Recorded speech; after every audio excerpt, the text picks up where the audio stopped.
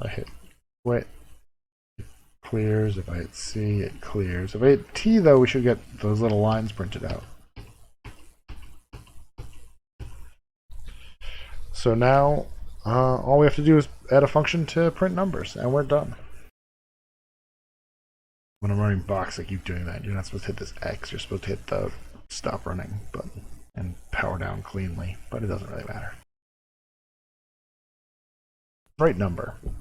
So what we have to do fundamentally in writing a number.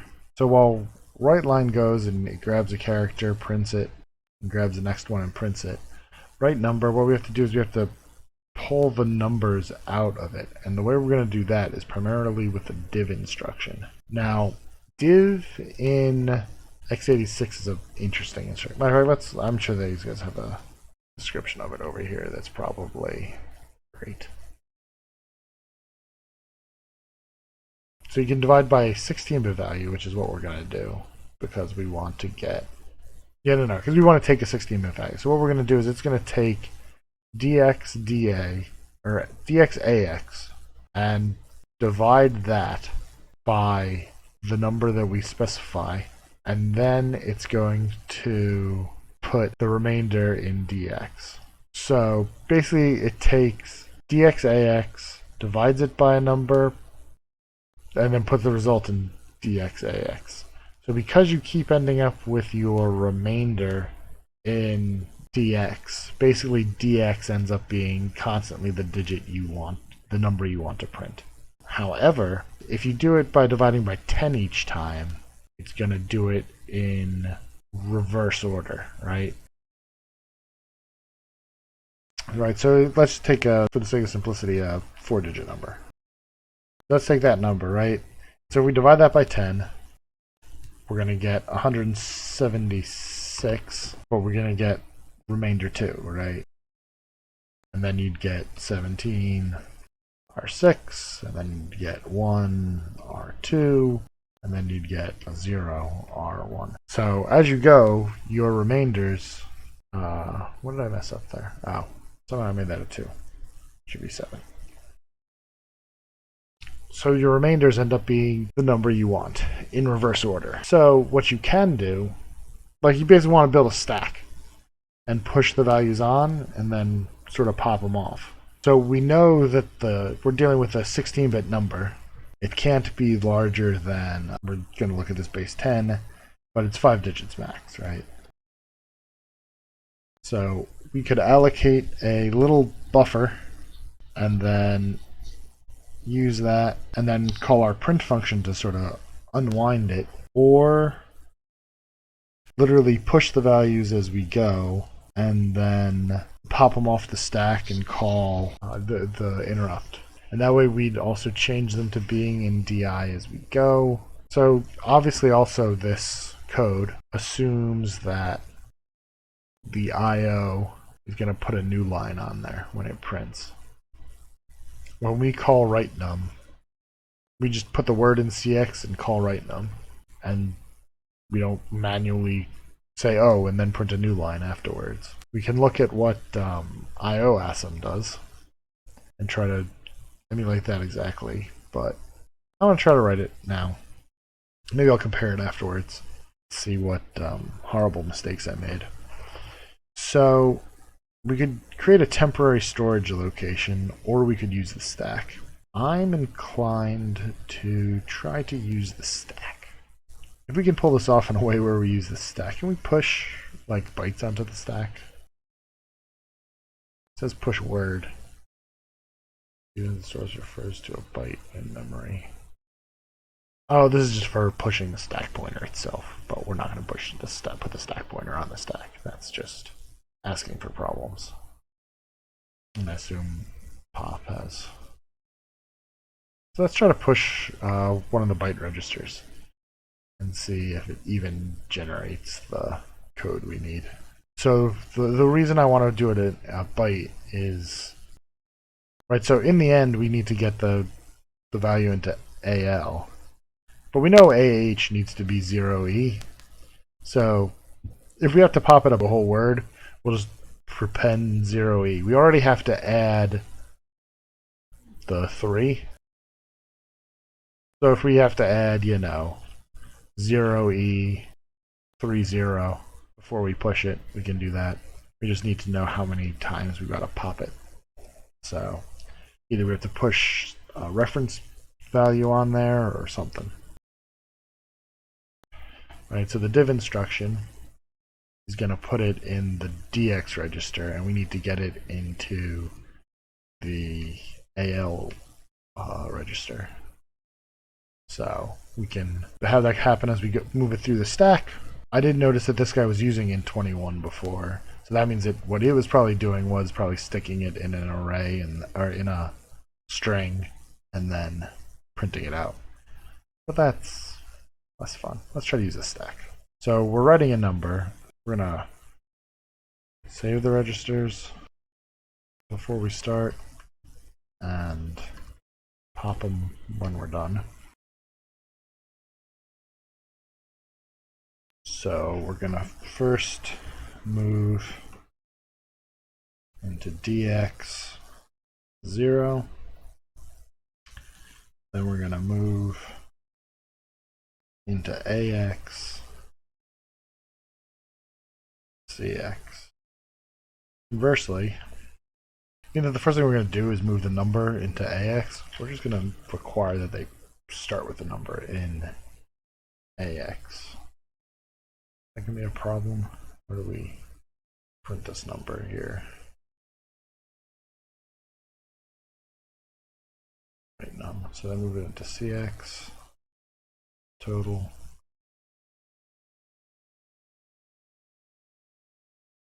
And that's going to destroy A anyway, so sure, let's make them put it in AX for us. Oh, matter of fact, here we save an instruction, because here we're moving it out of AX into CX.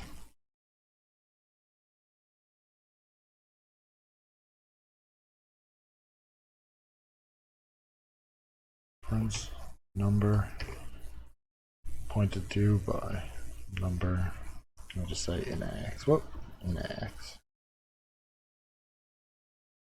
Alright, is my caps lock on? It must be. Okay, so there we go. We just saved ourselves an instruction. But we still got to move into BX 10. And you'll notice I'm not tabbing stuff in. That I'm not putting H there because it's not hex. It's the decimal number 10. So let's divide by 10 for base 10 printing.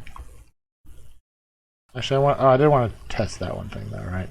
I'm going to push to see if I can push let's try to push well, we're going to end up getting our remainders in DL, so let's try to push DL. Nope, invalid size. Okay, that would have been really, if it said invalid operand before, that would have been really helpful. So we can push DX though, I'm sure. Let's just double check, because why not? Yep. Okay, we're going to have to keep zeroing DX before we divide, so whereas we're only going to set BX probably once. So we put a 0 in there, and then we're going to divide by BX, and this is going to be, so yeah, I'm just going to say AX equals num divided by 10, dx equals ax equals num divided by 10, dx equals, I'm going to write myself a little C code here, mod 10.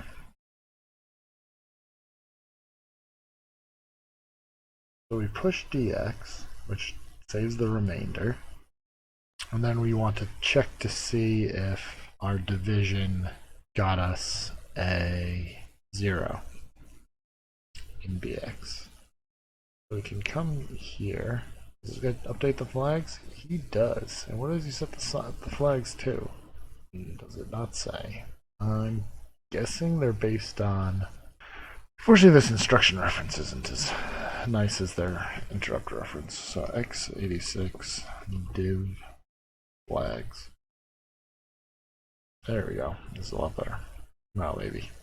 I haven't actually seen that it says flags. All of those are undefined.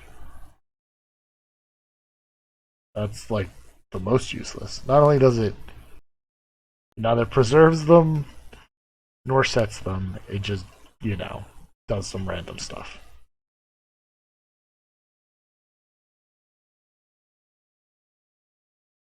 We won't rely on that, so we're going to have to test it. So we'll compare. Actually, isn't there just a test instruction? Oh, I guess the question marks meant. So what do I go increment? Ah, those say stars. Stars must means sets it. So it doesn't say how it sets it, but I mean, I guess we assume on the output. Div is question marks, which must mean who knows what happens. There is a test instruction, and it looks like it will set the 0 flag. Runs a logical AND on 2 operands and updates the flags. This is a bit test instruction. Compare and or. Yeah, we just got to compare it to 0.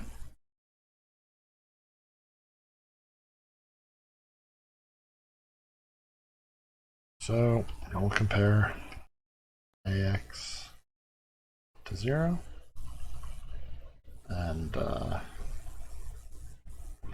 jump mod 0. That means we have more division. Means we gotta clear out dx again.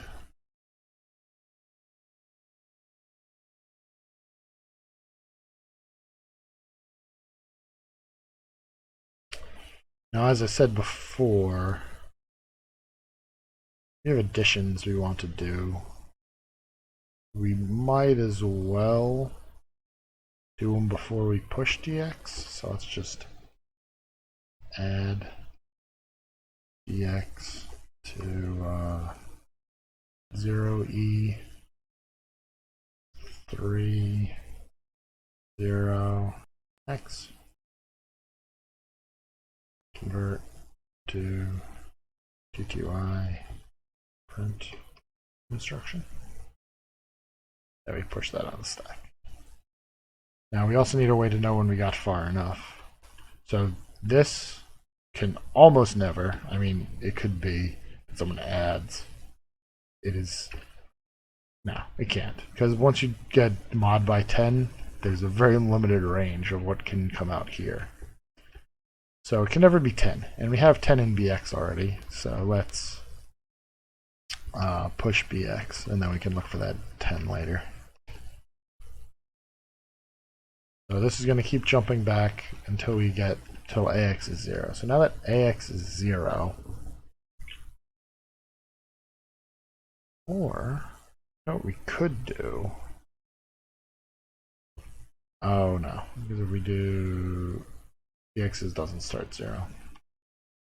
I'm going to say if dx started 0, we could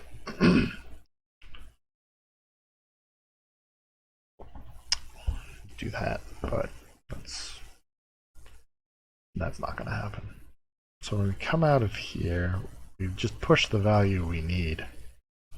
It's kind of a waste. I'd rather have a 0 be our terminating value anyway, so let's do this. Even though it's kind of... So what we're going to do is we'll put 0 in dx, then we put a 0 into dx again. So this will erase that when we come through later in the loop. Then we take our number, divide it by 10, so it'll be, then we convert it to something that we're going to print. If we got to 0, we're done. Otherwise, we push it, and it'll be on the stack for us to pull later. So if we get past there, then the first value we need to print is already in DX and already ready to go. So all we have to do is move it to, so we're not going to print from DX though, we're going to print from AX, right? So we need to put 0 into BX first. Int 10, we need, we just need AH to be 0, which it already is. We need BH to be 0. Which it is, because we put a 10 in BX. All we have to do is move into AX, BX, and that will put E0 into the high byte, and the character we want to write into the low byte. So we do that. And what's nice with this too is if you put in a 0, well, you'll get a 0 with 0 remainder out, so it'll still print something. And we don't have to have that intermediate pop. So yeah, I'm liking this run. Okay, so then fundamentally what we do now is we print the character, and we're all set to go. So we can literally just call int 10h. Then we pop into AX, compare AX to 0, and if it's not 0, right, because the first thing we did was push this 0 on there, and if it's not 0, then it must be another character to print. Jump not 0 to more print, which is literally here.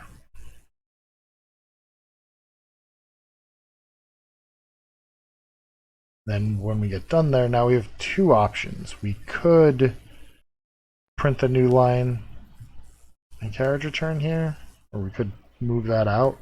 Well, we're going to leave it in here now because that's what the original program did. So all that requires, though, is us to put the right values into AX. So we're just going to do move AX 10.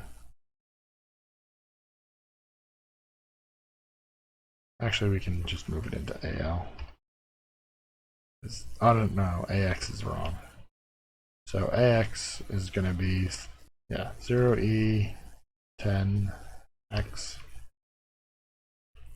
And then we print that. And then we really just have to update AL, because now AH is right. And then we can move 13 in there. Those are decimal, not hex. So let me do the math real quick. That's an A for the 10, and 13 is A, B, C, D. And then we'll just label this. Print new line.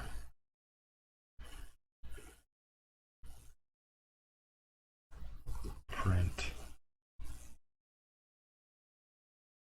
carriage return. Okay.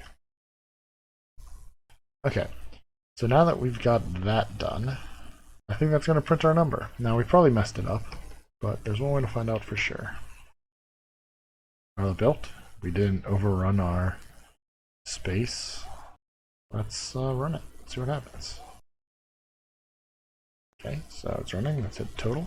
Ooh, it printed the 0. That's 5x6. That looks pretty good. So this program is technically done. This now works as I originally intended it. There's 10 of those, and we go to the total, and 537. Okay, so I think we can quit.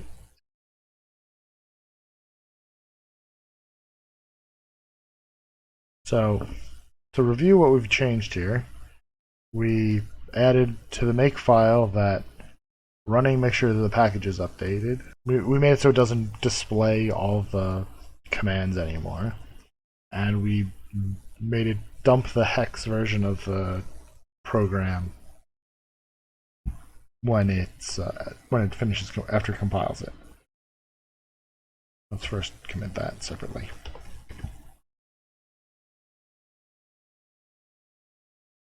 Build, polish. So now let's again review our diffs. So what we can see here is, so we changed the start of this. Now the first thing the program does is it sets the total to 0 so that we can reset the program back to here. Now instead of moving the menu into DX and then putting a 9 into AX and calling in 21, now we put the menu into DI and call our new writeLine program. Instead of exiting to DOS, which is what int20 used to do, we now jump to the beginning of the program again, which is dice.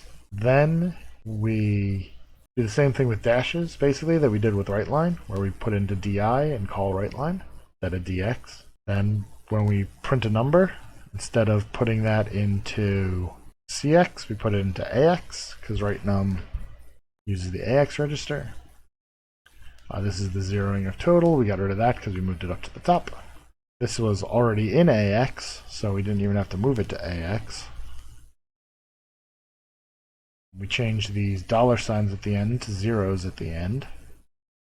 We probably should have done more smaller commits actually as we went, but that's fine. Some people will probably say that our commits were too small. And then we added the writeNum function, which goes by, first pushes all the registers that it needs to save, sets the base that we're going to divide by, zeroes out DX, pushes that 0 on the stack, clears DX again, then it does the division, which puts the remainder into DX. Then we add this 0E30 to it, which the upper word is the function we're going to use when we call int10, and the lower word is the offset from the ASCII table, right? So whatever number we get here, what we want to print is 30 hex off.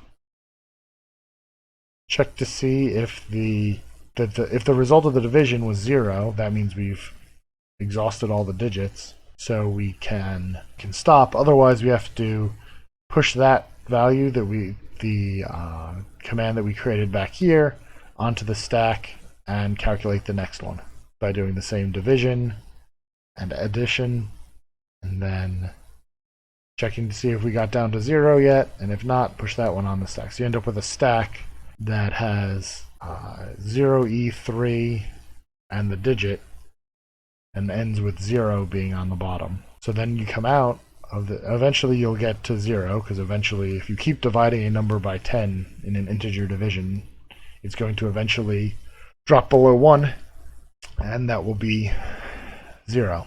So once that goes to 0, we are now going to use AX, which is where we need our command to be to do the printing. So we move DX to AX in order to shift that print over, which would probably make sense to put a comment there. I feel like that needs a comment more than anything. Now that we have it in AX, then we can just call in 10, and that prints it, because it's going to literally print that last character we calculated. Then after that, then we pop the next value off the stack, and now we're looking for that 0 that we initially pushed on the stack back here. And until we get to that 0, we just keep printing that AX, that value that we calculated up here, the 0E3 and a number. And eventually that will get to that 0 on the stack. Then we can print a new line, a carriage return, and restore the registers, and we're done. writeLine, arguably even simpler, because here we just took the DSDI. First we save the registers, then we zero out BX. BH and BL both need to be 0 for this. Well, they don't both need to be. BH needs to be 0, and there's no real penalty to zeroing out BL as well. AH needs to be E, which is the function like we have up here. It's the same E, right? So we get a character. If it's not the 0 character, then display that character. We could optimize this a little bit more by making this a jump 0, right? Because all this thing's going to do is pop A and return. So we could reuse this pop A return. I don't know if we need to be that efficient yet. Admittedly, you're only probably cutting out a return's probably 1 byte. Pop A is probably 1 byte. So you'd literally be saving 2 bytes. And we have ample space. But then if we're displaying a character, so we display the character, we increment DI, and then we jump back to get the next character, and that's our loop. This does probably cost us a little bit more in terms of like branch prediction and stuff, because we're going to be usually jumping, but that's probably fine. So I think we commit this, and then maybe we make some optimizations in it if we want to. And I'd also probably want to change some of these symbols down to a little bit nicer. Let's git commit that.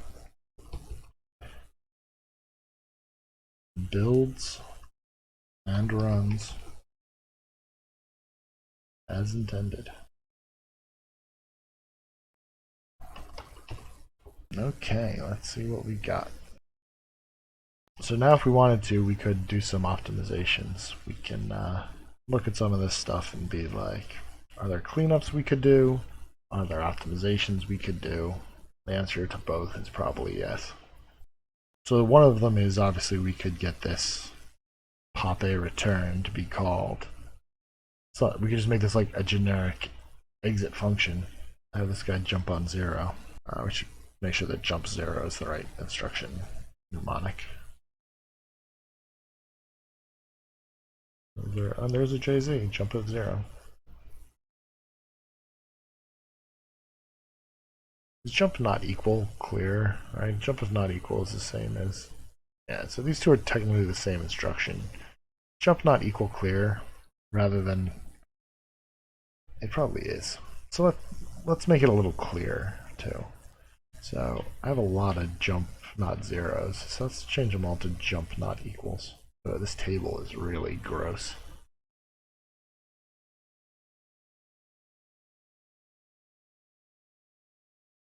So there we go. Now those are all jump not equal. And we're going to make this one a symbol called actually exit procedure. Yeah. Turn to caller. So, okay. Can be tapped over. So rather than jump not equal, we're going to do jump equal. And rather than going to display char, we're going to go to the exit proc. And we don't need any of this stuff. Now if it's not equal, print char age equal use it.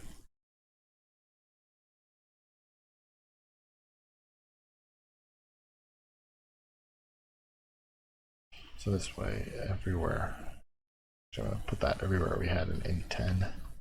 I'll document it a little clearer.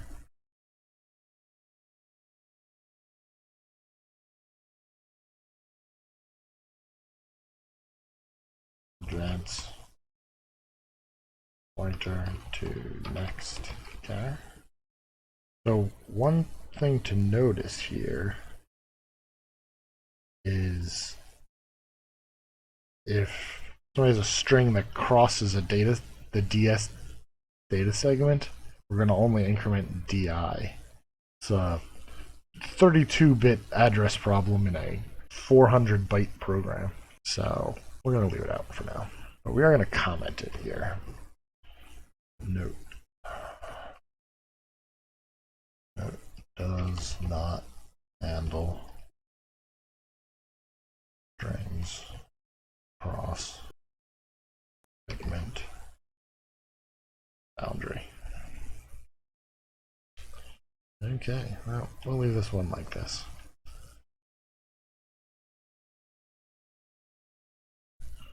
And this one, I think, we already optimized it pretty well, but I think wasn't there a comment I wanted to put in here? More print, more div. Ah, yes. Move print instruction to push 0 or print instruction to AX for use. Pop 0 or print instruction. I assume pop doesn't test, but let's check. No, flag's not altered.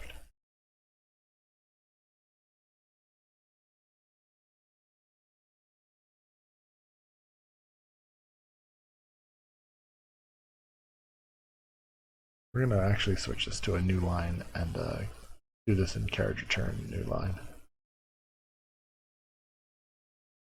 New line, carriage return, order. Traditional order, when both control characters are used, is carriage return and then line feed. This goes back to the old ASR 33 teletype. I'm sure that is super interesting, but not what I'm here for.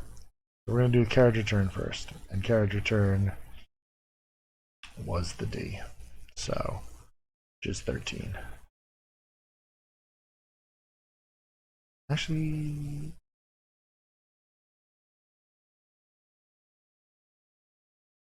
we'll actually do that. Let's save what we got first. I wouldn't be surprised if this thing actually supports DZ directives, which will automatically put 0 at the end of a string or a list of data. So let's make run. Make sure, yeah, okay, make run. Okay, and printing them as unsigned numbers. We can print some die6s. We get a total, and it's quite ridiculous, but that's because it's a 16-bit number, so it wraps. Okay.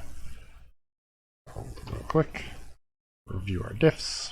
We changed all our switch to jump 0, not equal. We put some more comments on that, and we went to exit proc.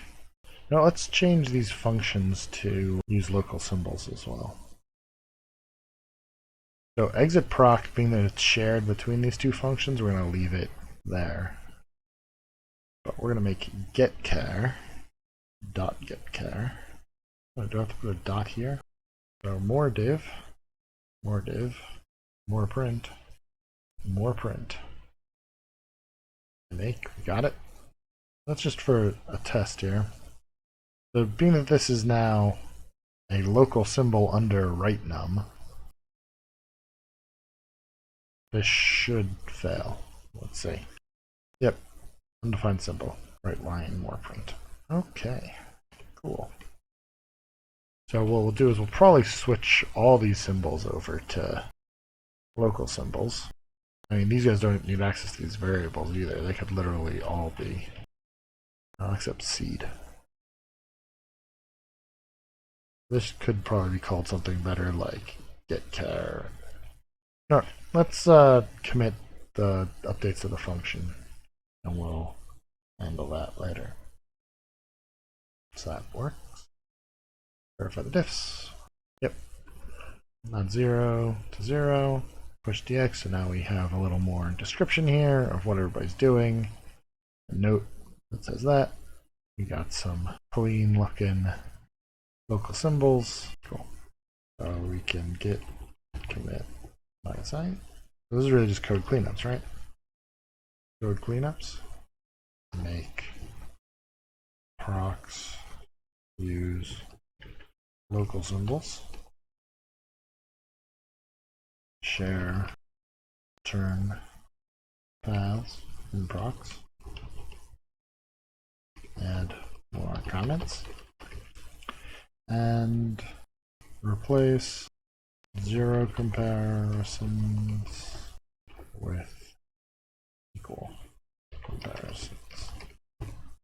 So I don't know if the person listening and watching this is knows why jump 0 and jump equal are the same, but it has to do with the way the compare instruction fundamentally works. So fundamentally what it does is it takes this value and subtracts it from this value, and then sets the flags based on the result. So if they were equal, that subtraction would give you a 0. If your first one was more than your second, then that would give you a positive result, and if it was less than, then you get a negative result. So looking at the flags, you can look at the 0 and sign flag to determine if it's greater than, less than, or equal. So the instructions can either be jump based on the name of the flag, which would be jump 0, or jump based on what the conditional is. So I think it's a little clearer to say what the condition you're looking for is, especially when you're right after a compare instruction. If you were like doing an add, then it might make more sense to do jump 0, because you're basically saying, okay, add those two values. Now jump if the result's 0. You can also jump based on the sign bit directly if you want to, but then you get in a situation where if you don't take into account the 0 bit, the meaning might be a little more obtuse. It could be a little less clear. I think this is very clear, though. Jump not equal. It's very clear what we're talking about here. So yeah, so we're going to clean this up, do that. Oh, you know what? Let's do one thing, though. I was curious about maybe cleaning up these strings. So let's do that. I'm assuming they have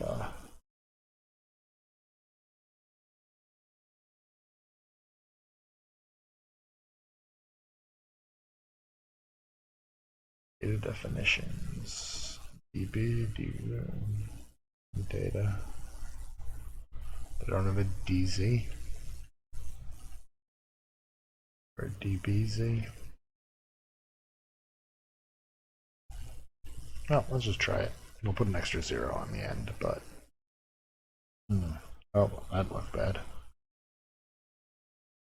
Kate doesn't think it has it. We'll just Google it. FASM 0 terminated data. So some assemblers have like that db directive, which is, data bytes. It says, so this is data words, right? So it's saying allocate a word that has 1 in it. Allocate a word that has FF. This one word with a 0. This one says data bytes, and so this is going to be a byte that's a dash, a byte that's a dash, a byte that's ASCII code for 4 dashes, and then it's going to put a byte that's a 10, and then a byte that's a 13, and then a byte that's a 0. What some assemblers have is like dbz, or dz, or d0, or ASCII z. No, this doesn't have any of those. ASCII? Which basically, it's very similar to this, but it automatically says, oh, and then I'm going to stick a 0 on the end. There's no evidence that they support it. So let's see if we can put our carriage return new line on the end like this. Right? It's unfortunately going to compile either way, but we'll find out when we run it. So I built it. Over hit total. Yeah, see now, it prints the characters. So again, a different assembler would let you specify C-style strings. See, this guy is even talking about .ASCII Z, but We don't got that. Let's try ASCII Z. Maybe just...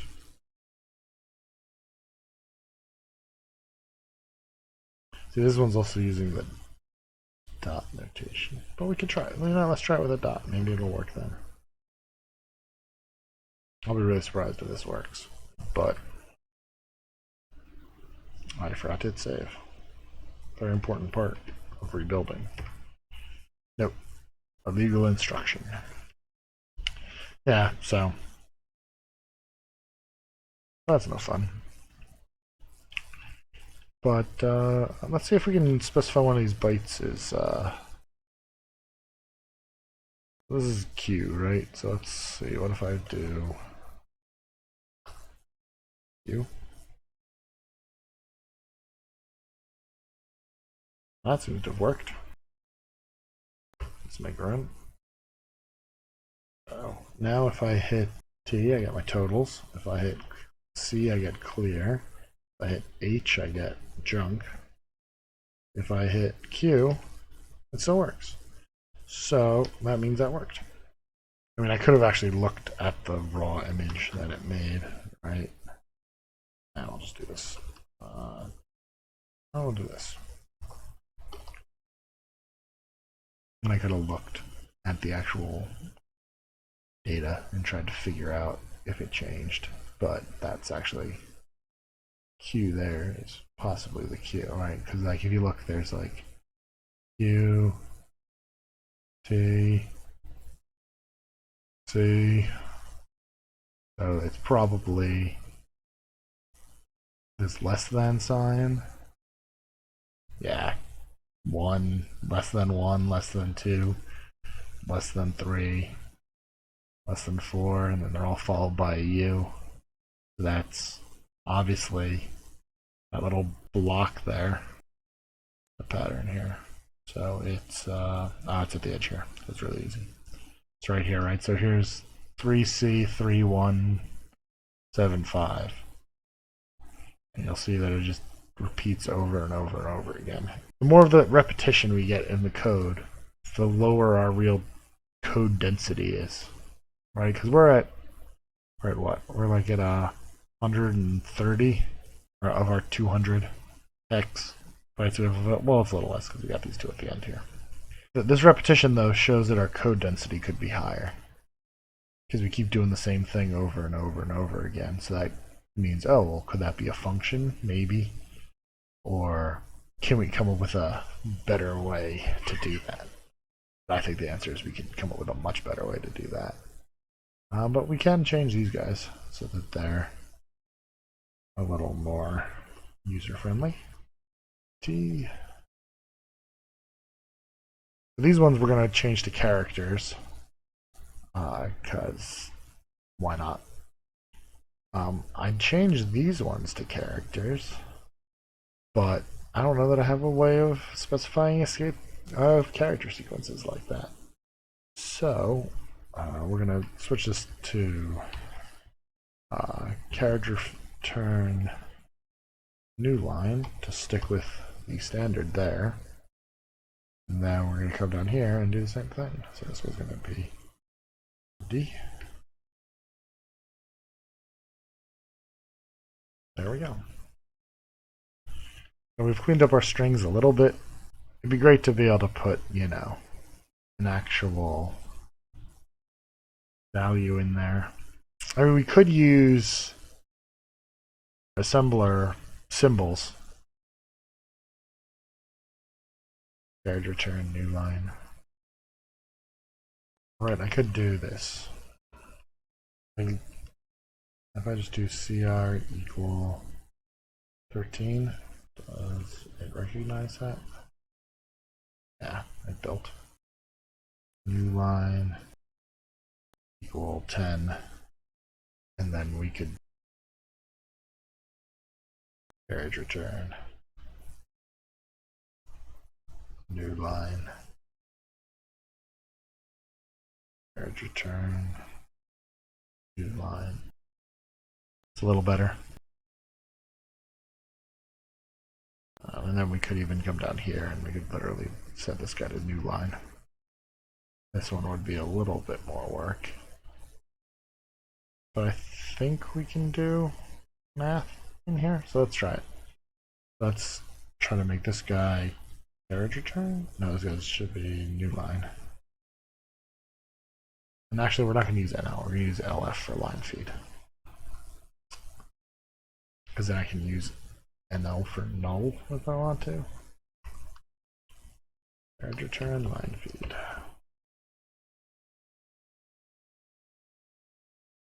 Let's see if that stalls assembling, okay? Yep.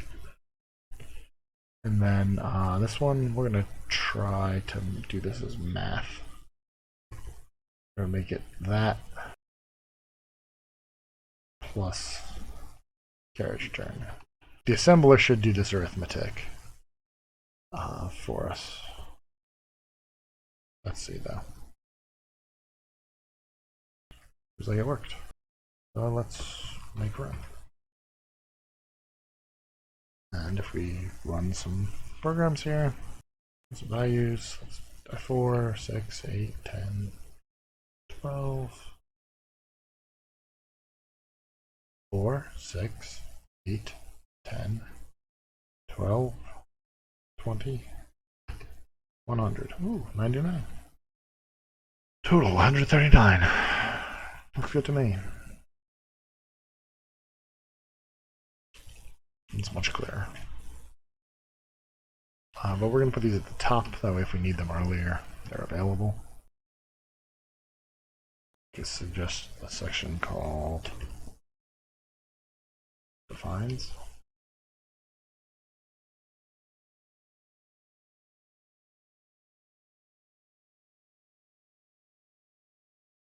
That will be here comparing to 0, we can compare it to null.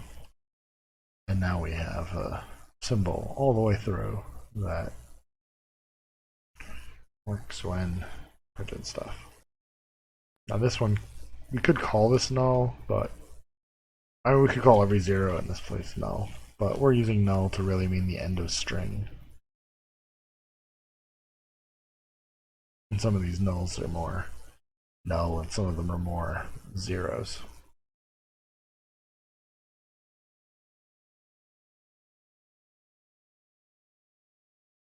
Forgot to check to see if it actually ran. Oh, yep, it built. Cool. Okay.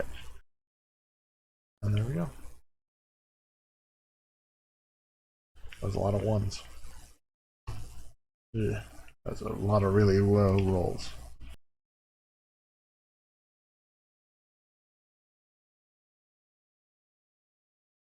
Anyway, it's midnight, and I have promises to keep. This function name's wrong. Oh, this one's wrong. I'm gonna actually change this to AX. We're gonna actually write it this way: prints number in AX. We're gonna make this. Element. Can I do at param AX number to print? Serve as base 10. That's decimal, we'll say. We'll say base 10. It wouldn't be that hard for us to move this BX setting to before the function. Outside of it, tell the user, hey, specify what base you want. And then people put in weird bases and things get bad fast. Now we'll follow that same at param.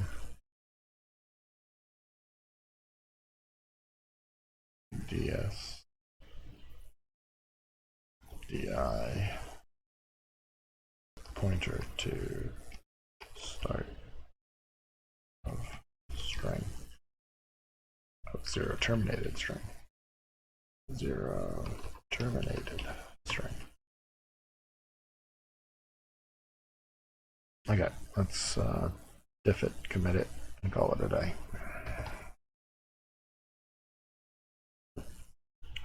Okay, so we got our defines up there now. We got that. I fixed that. Comment spacing. And yeah, so we're just going to call this like some ASCII cleanup. ASCII cleanup. Changed line feed CR. Carriage return. Line feed. Okay. And that is it. Well, good luck out there. Happy hacking. Next time, we'll investigate improving the heart of this program, the random number generator. Subscribe or come back often to catch the next video. Post any questions you have in the comments below. Or come follow me on GitHub. Have fun out there, and keep on crafting.